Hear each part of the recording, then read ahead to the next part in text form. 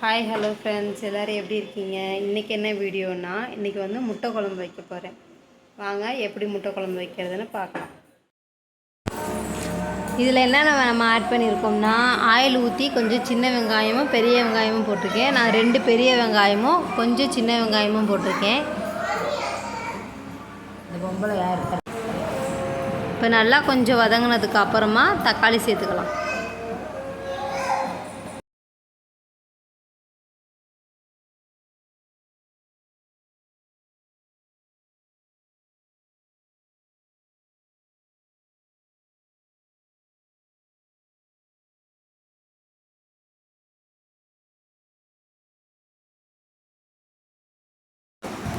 இப்போ நல்லா வதங்கினதுக்கு அப்புறம் ஒரு அடுப்பில் வந்து முட்டை வேக வச்சுக்கிட்டேன். முட்டை நல்லா வெந்துருச்சு, அதனால் முட்டையை ஆஃப் பண்ணிடலாம். வெங்காயம் இப்போ நல்லா வதங்கிருச்சு. இப்போ தக்காளியை சேர்த்துக்கலாம்.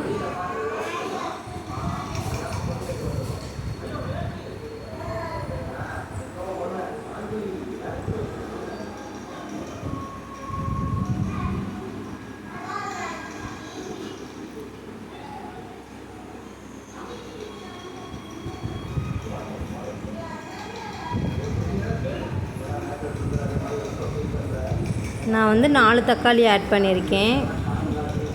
கொஞ்சம் குழம்பு திக்காக வேணுங்கிறதுனால நான் கொஞ்சம் மஞ்சள் ஆட் பண்ணிக்கிட்டேன். அதை நான் எடுக்கலை. மஞ்சத்தூள் போட்டு நீங்கள் கிளறிக்கோங்க.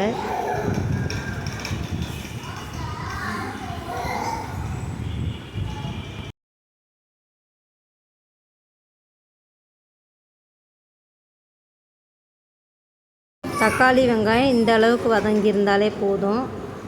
நம்ம இப்போ அடுப்பை ஆஃப் பண்ணிவிட்டு கொஞ்சம் நேரம் ஆற வச்சிடலாம். இது கூட கொஞ்சோண்டு தேங்காய் சேர்த்துக்கோங்க.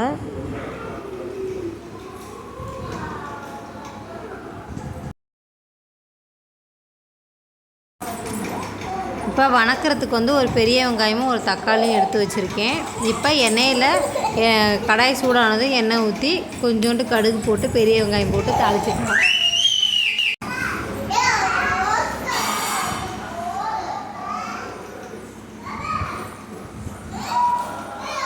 வெங்காயம் கொஞ்சம் நல்லா வதங்கினதுக்கப்புறம் இஞ்சி பூண்டு பேஸ்ட்டு போட்டுக்கலாம்.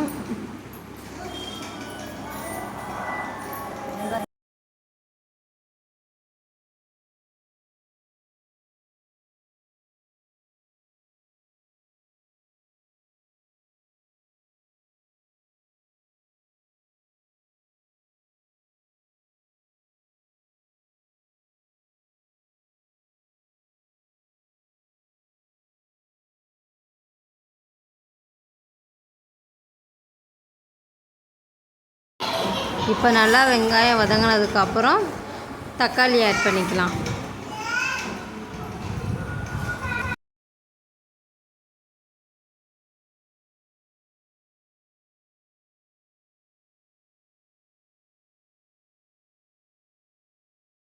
தக்காளி நல்லா வதங்கினதுக்கப்புறம் கறி மசாலா, முட்டை மசாலா போட்டு நல்லா வதக்கி எடுத்துக்கலாம்.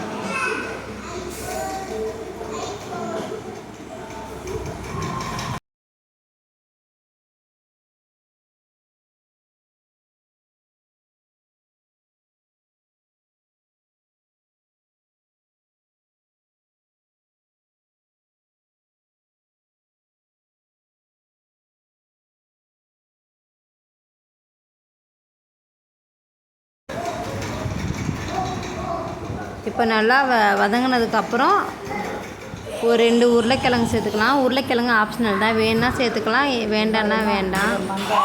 நான் எங்கள் பாப்பா உருளைக்கிழங்கு சாப்பிடுவாங்க அப்படிங்கிறதுனால நான் உருளைக்கிழங்கு ஆட் பண்ணிக்கிட்டேன். உங்களுக்கு உருளைக்கிழங்கு வேணுன்னா நீங்கள் ஆட் பண்ணிக்கலாம். உருளைக்கிழங்கு போட்டதுக்கப்புறம் நம்ம வதக்கி வச்சுருந்த பெரிய வெங்காயம், தக்காளி, கொஞ்சோண்டு தேங்காய் அரைச்சதுக்கப்புறம் அதை சேர்த்துக்கலாம். சேர்த்து நமக்கு தேவையான அளவு தண்ணி ஊற்றிக்கலாம்.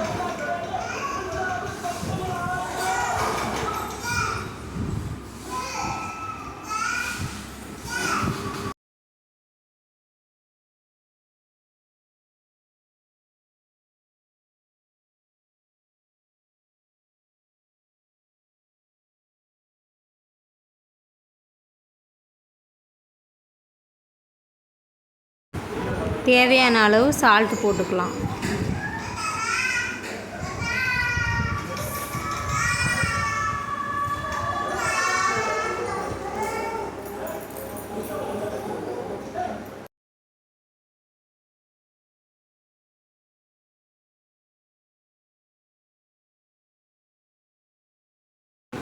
இப்போ தண்ணி ஊற்றிட்டு கொஞ்சம் நேரம் மூடி வச்சிடலாம். கொதித்து நல்லா வரட்டும். கொதித்து வந்ததுக்கப்புறமா நம்ம மசாலா ஆட் பண்ணிக்கலாம். இந்த மசாலா நான் வீட்டிலேயே ஓனாக செஞ்ச மசாலா. இதை குழம்பு நல்லா கொதித்து வந்ததுக்கப்புறம் இந்த மசாலா போட்டு முட்டை கட் பண்ணி வச்சுக்கலாம்.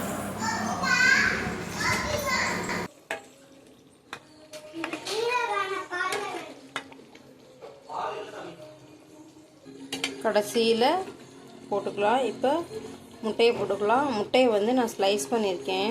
இந்த மாதிரி ஸ்லைஸ் பண்ணாலும் சரி, இல்லை 4ஆக போட்டாலும் சரி, நான் இந்த மாதிரி போட்டிருக்கேன்.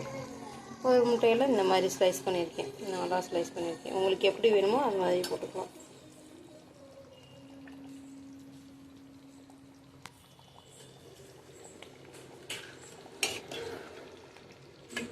ஒரு 5 முட்டை போட்டிருக்கேன். அவ்வளோதான். இதுக்கு ஒரு 5லேருந்து ஒரு 7 நிமிஷம் இல்லை 10 நிமிஷம் கூட வேண்டாம். ஒரு 5லேருந்து 7 நிமிஷம் வரைக்கும் கொதிச்சாலே போதும். முட்டை போட்டாச்சு. கரெக்டாக இறக்கல ஸ்டேஜில் மட்டும்தான் நான் அரைச்சி வச்சுருக்கிற மசாலாவை வந்து ஆட் பண்ணிக்கிட்டேன். முட்டைக்குழம்பு மசாலா. இதுக்கு முன்னாடி முட்டைக்குழம்பு மசாலா போட்டேன். இப்போ போட்டது வந்து வாசனைக்காக நான் வீட்டில் அரைச்சி போட்ட மசாலா. அவ்வளோதான். முட்டை போட்டு ஒரு 5 நிமிஷம் மூடி வச்சுக்கலாம். அவ்வளோதான் ஃப்ரெண்ட், முட்டை குழம்பு ரெடி ஆயிடுச்சு. எங்கிட்ட கொத்தமல்லி இல்லை, அதனால் கொத்தமல்லி போட்டு இறக்கிக்கலாம். எங்கிட்ட கொத்தமல்லி இல்லை, நீங்கள் கொத்தமல்லி போட்டு இறக்கிக்கணும். கடைக்கு போனே வாங்க மறந்துட்டீங்க ஃப்ரெண்ட்ஸ். ஃப்ரெண்ட்ஸ், முட்டை குழம்பு வச்சு முடிச்சாச்சு. இந்த வீடியோ உங்களுக்கு பிடிச்சிருந்தா லைக் பண்ணுங்கள், கமெண்ட் பண்ணுங்கள், ஷேர் பண்ணுங்கள். பாய். அடுத்ததாக வீடியோ போகணுன்னா கமெண்டில் சொல்லுங்கள்.